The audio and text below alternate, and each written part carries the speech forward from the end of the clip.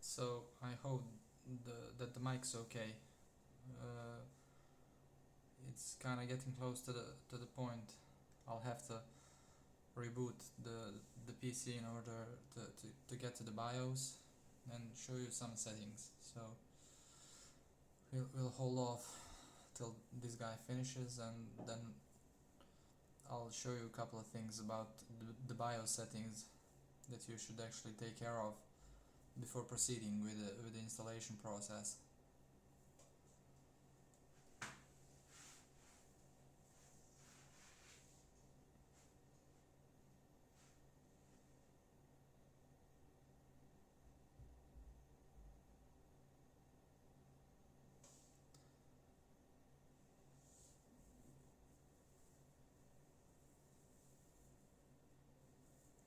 So as I wrote in the document, you can see that the status bar is filled.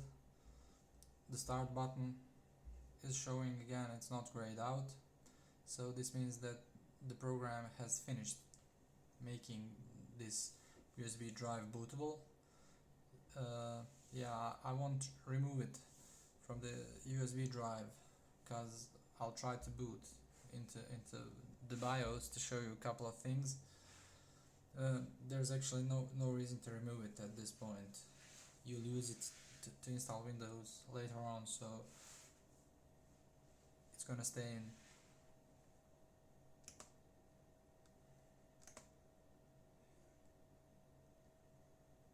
I'm gonna reboot the laptop. So to enter BIOS on this PC, I actually need to press enter first, and it'll show a screen. That's actually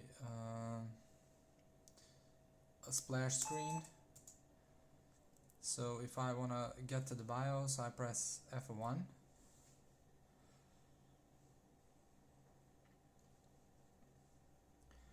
And I'm on my laptop, and yeah, I'm gonna just try and find. Here's the setting that's actually related to the partition type that you chose. This is actually the boot type. So if you choose legacy, you're gonna get the MBR option in Rufus. That's like a legacy boot option. And then if you choose UEFI, you choose like the UEFI one. I don't know what it's called from memory, but the one I chose previously, it's related to the UEFI setting.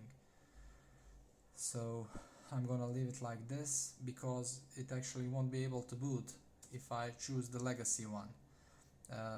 So I'm actually just gonna select the wrong one right now and show you what it looks like to boot the boot drive, like if it's configured improperly.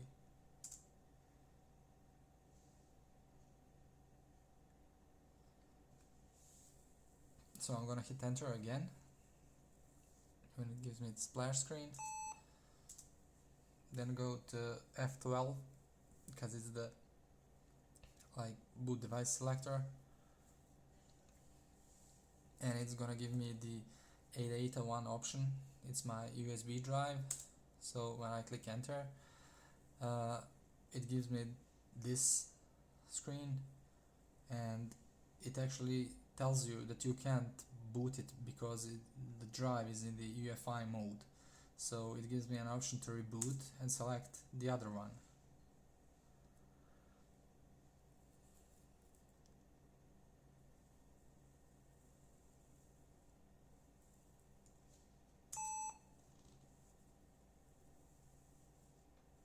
Yeah, I think I missed, yeah, this is the option where I actually need to get into BIOS and actually change the UEFI option to UEFI only, because that's the way my drive is configured. I'm gonna go to restart and save changes, and when I try to boot it now, it'll take a while, but it will actually boot. So we're going to press F12 again. The buttons for choosing the USB drive actually might be different in your case. You can look it up in the BIOS manual on your motherboard's website. So I'm gonna go with the HeiDoc drive again. So you see now it's booting. It's gonna take a while before it boots into the Windows, like Windows setup.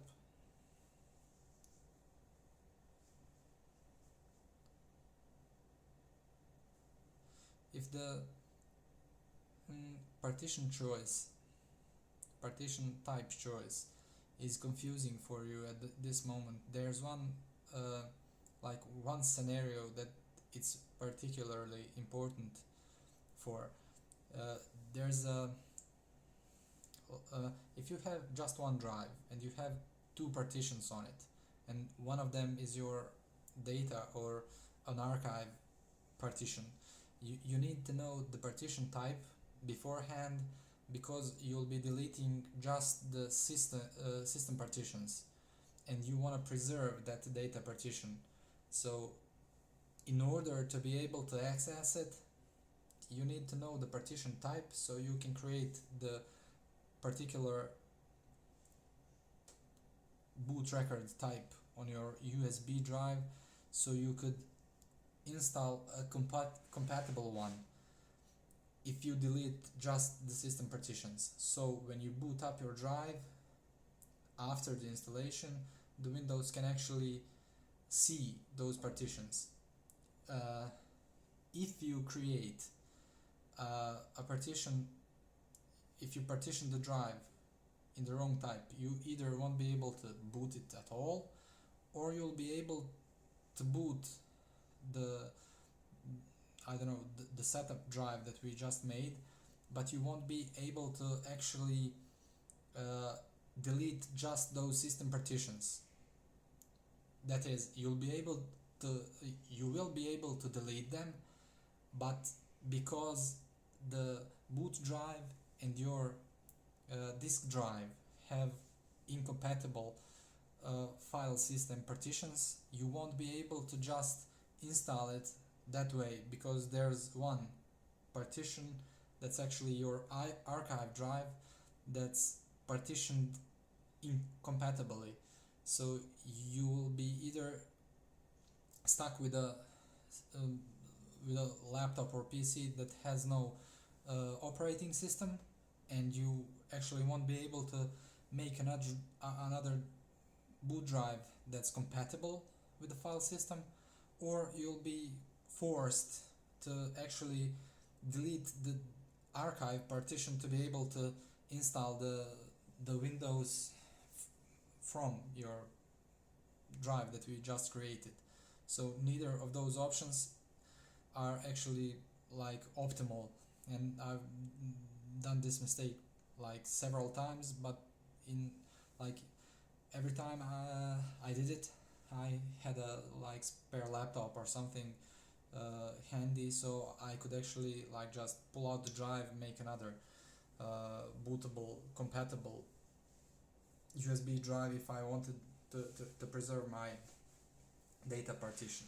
If this doesn't make any sense, like I could make a separate video explaining all of this stuff like through examples, and talk you through it, because it's like a really specific type of problem you run into if you don't know the partition type and you need to preserve one of those partitions that's actually like on that same drive you're trying to install Windows to. So this is a splash screen that's actually like the beginning of the Windows setup process. You choose like whatever language or region you want to. I don't know if there are any options here that can be changed. I usually like don't change this stuff, it doesn't actually matter to me, so I'll just click next after I choose the language. So you go to install now, it will show a splash screen that I was talking about like this whole time. So I'll skip this because my activation key is actually linked to my Microsoft account. You choose the type of operating system you want to install. It's Windows 10 Pro for me. Like you accept the user agreement. Yeah, so if you're coming from Windows 7 you can upgrade this way, or I usually go for a clean install and go custom. So this is the screen with the partitions I was talking about, and in here you can see that there are two drives here in this laptop. There's drive 0, that's actually my boot drive, my SSD, where you can see the actual partition sizes here. It's got like 4 partitions here, even though you see only one in Windows. Some of them are like they're hidden because they're system partitions. You don't need to get into much detail about it, but and there's like this other drive 1, that's actually my data partition, and they are, I think, partitioned differently, the drive, but it doesn't matter in my case because I have 2 drives actually.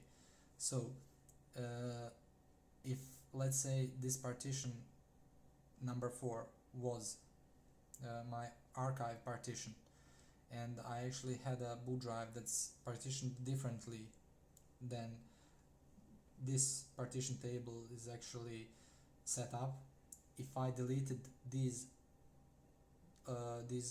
first 3 partitions and wanted to install Windows on one of them, I would actually be forced to stop the setup process, because I'd either need to delete this partition, or the Windows setup would actually just say that it can't install Windows on these partitions because it's a mismatch. I won't proceed with the setup process because I have Windows already installed. But what you basically do at this point, you delete the system partitions that you actually know that are system partitions. So in my case I would delete all 4 of these that are on drive 0, because I want to clean install it on the drive 0, and you just click next, and Windows actually takes care of partitioning your drive for you. So basically, if you need me to kind of do this process, you can you can contact me, and I can actually delete my Windows installation and show you how you can actually install Windows on this drive that's actually partitioned to have like a system drive and a archive partition on it, and how you can actually do it to preserve the archived partition in order to save your files. So this will be it for this video, because it's basically clicking like delete on all of these.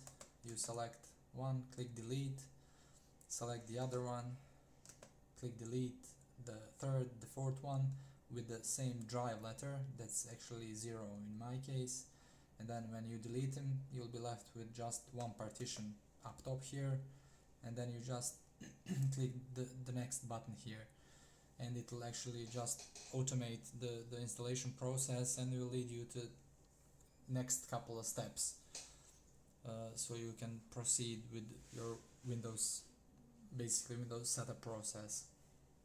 That's it for now.